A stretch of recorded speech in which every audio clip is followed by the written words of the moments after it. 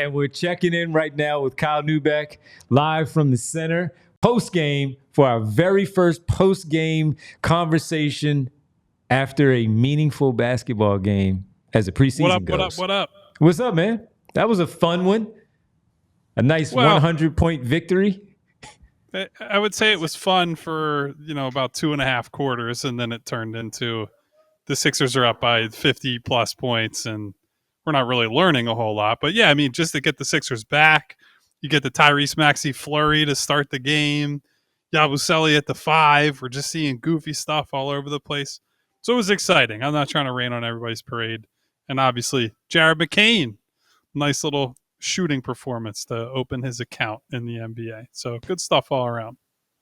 So that's where I'll start. I'll start with Jared McCain and his shooting. A couple of things that you didn't like. You saw a turnover here, little miscommunication there. Defensively, he wasn't all that great. You see it, people will see that in your notes as they check out your work at allphly.com for the post-game notes. But the shooting again, Kyle, like we all talked about on draft night, training camp, certainly summer league while we were there, and now to start the preseason, it's all about his shooting. And while the competition was the breakers, it's also about seeing if he can shoot from that NBA three-point line. And everything that came from training camp while we were there, he followed that up, at least to start things off with his first performance with that really good shooting from the outside.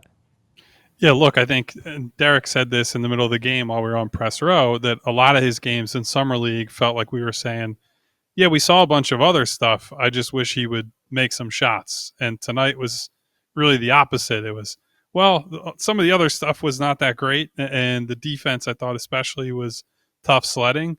But he shot the heck out of the ball. And he showed exactly why he was coveted coming out of Duke. And look, he's going to have nights where it's either one or the other. As a rookie, you're hoping that eventually he can tie it all together, turn it into – we get the full Jared McCain basketball package. But just to see him start the preseason with a good shooting night, I think that probably settles him down a little bit, right? Like when you're a rookie, just to get, even if it is against the breakers, even if it is a preseason game, he talked a lot at the podium after the game about, it meant so much to just like put an NBA jersey on. This is a moment he's dreamed about for so long, and compared it to like, it's really only like 2K that I would be able to have this experience. So to have kind of the nervous jitters and butterflies you get as a first game for a rookie and still shoot like that, that's the most important thing. You get this one under your belt, move on to the next one. Hopefully you can sustain it. Kyle, Devon and I were talking about Yabu playing the 5. And I think just looking at this roster, maybe I should have foreseen this, but I don't know, just because they had such an obvious hole in terms of, let's not even say power forwards, but power forward, traditional power forward size players that he sort of filled that role. So I guess now that we saw him as the main backup 5, at least in the first game, again, it's against the New Zealand Breakers. So, we got a long way to go here. What do you make of him playing in that spot and kind of all the things he did on the floor? Yeah, look, so I think Nick has talked a lot already about he views Yabusele as a front court guy, right? Not necessarily as one position. So I was prepared to see Yabu at least a little bit at the 5 tonight. I was surprised that was first minutes on this team that are being played there. So I thought offensively he looked great a lot of the time. There were a couple record scratch moments as a shooter. I would have liked to see him load up and let it go. But I thought he had, his hands were soft as a short roll guy. He absolutely bullied anytime he got a smaller matchup on him, right? Where it was just, and look, I know he looks big on TV and all that, but Devon would tell you when we were in training camp down in Bahamas and you actually see him up close, he is built like a linebacker, basically. And so he's capable of just running these guys over. I don't know how much you learn about him tonight when he did have such a physical advantage over so many different guys, and the breakers are, with all due respect, a little lacking in that department compared to the average NBA team. But I thought he showed, good versatility on offense. The other side of the ball is where small ball lives or dies, right? So his ability to rebound, his ability to potentially protect the rim. That's all going to be watched very closely by all of us. I think the good news is, and I asked Nick about this after the game, they have so many switchable wings that you don't necessarily have to rely on, like, hey, Yabu, clean up everything at the rim. You should be able to prevent guys from getting there in the first place. And then the onus is on him to clean the glass. Absolutely. Kyle Neubeck joining us live from the center following the Sixers' comfortable win over the Breakers, lopsided victory. And Reggie Jackson, man, he came in third quarter after Tyrese Maxey had his scoring flurry in the first. Reggie Jackson scoring flurry in the third, 9+ minutes, sit down the rest of the way. And just, again, at least for right now, the embarrassment of riches that this team has at the guard spot to be able to go throw a guy out there, let him shoot 7 shots, score 15 points, and look as good as he did in his debut in the Sixers uniform. Yeah, and I think if you compare what he did to Kyle Lowry in the first half, it's the exact reason you would justify having both guys on the roster, right? Like, Kyle is not an instant offense guy in basically any way at this stage of his career, but he's someone who's setting the table for everybody, right? I think Yabusele specifically, who we just talked about, got a lot of those quick entries from Kyle. And so when you need somebody who's a setup guy, you can turn to him.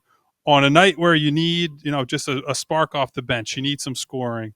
Maybe Tyrese doesn't have it. Maybe McCain is getting minutes and he's struggling. Whatever the case may be, Reggie Jackson, someone you can give the ball to, and that's someone who can pretty reliably at least get his own shot. And I think best case scenario would be getting his own shot, but also having that built-in chemistry with Andre Drummond in things like pick and rolls and different actions. So as much as Devon, I've harped on this show about, they have all these guys who are shorter than me on the team, and how are they going to put together a full rotation with that roster quirk in mind? But I do think you can see exactly what Reggie brings, that it might not be that often, but there will probably be 5 games at least this year where they need some instant offense. And that's a guy I think you can turn to, even if he's sat for weeks at a time. So, Kyle, I'm going to bring up a subject that Devon and I, shockingly, 39 minutes into the pod, have not talked about yet, because you mentioned record scratches with Yabusele, a big man who did not record scratch twice, not only on a corner drum three, god, baby, but an above the break three. I mean, you should have heard the noise I made when you took that above the break three. I mean, I tried to warn him, Kyle. I told him. Wow. So what's the deal here? Is this just are we just goofing around in the preseason, or is this like actually a real thing? I mean, like I will say, in fairness, he made the corner three. He made it. Yeah. And the form looks good. And on top of all that, which is the most important thing, I think Nick Nurse and the coaching staff want him to shoot threes. So this was something that came up in training camp where I approached Drum. I was like, look, I saw you after practice. You're taking threes, and that's not really a thing that you've done. Was this something that was a point of emphasis over the offseason? Was it? And he was like, if you see me doing something, it's what the coaches want me to do. Like, I'm here to do a job. So if you see that means I'm getting. And so Nick came out after the game tonight and said, I think that Andre is more skilled than maybe he's been able to show at times. And here's the other thing, Rich. You're going to think I'm crazy, but I'm going to take this a step further. Oh, I know what you're about to say, but say it. I do not think it's out of the question, and not as like they have to do it thing. I think we might get Joel Embiid, Andre Drummond minutes. I am not even a little bit kidding. I think that's something you have to prepare for. I think that this is, a small part of that, but if it's going to happen, Joel's going to be the floor spacer, right? Like, he's the guy that we say, you bomb away. What do you mean? You can play 5 out with Drum and Joel. But I'm dead serious. I think that's something we might see sooner rather than later, and I think this is a small piece of that. You know what's funny? Remember they 2 years ago, they would never play those guys for obvious reasons, but they played them at the end of that crazy Minnesota game where they threw them both on the floor to rebound.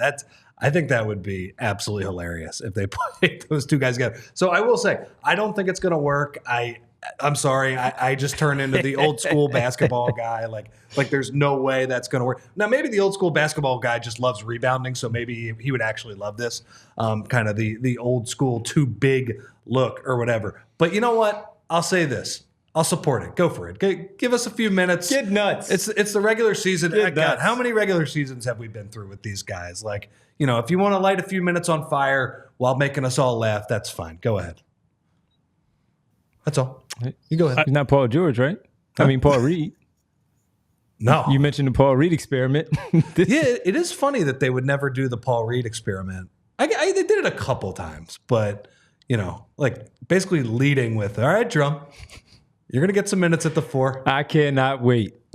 I'm excited because Devon and I, the whole Olympics, were like, man, we want not only the double big lineups, I want triple big. I want Bam, I want AD and Joel all on the floor at the same time. So and granted, Bam Adebayo and Anthony Davis in their current form, a little bit different situation, but I think they're going to give it every opportunity to work. And by every opportunity, I think they'll try it a few times and be like, what were we thinking? But I do think it's in their minds collectively right now. That's what I would say. I can't wait then. It's going to be a fun time, man. Well, the next game is not until Friday against Minnesota. That will not be televised, so we'll have a 3 p.m. show on Friday.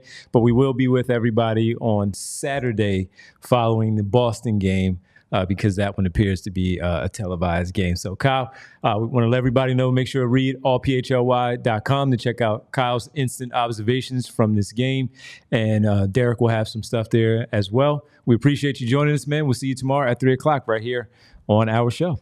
Yeah, quick plug. I'm pretty sure Derek is in the locker room talking with Maxey and maybe some other people, or at least was until recently. So, should be some other stuff coming out from this game, and I think there will be another follow-up from me tomorrow because I'm an insane person, and 1,300 words on a preseason game simply is not enough. So take care, fellas. See you tomorrow. We all silly like the mayor.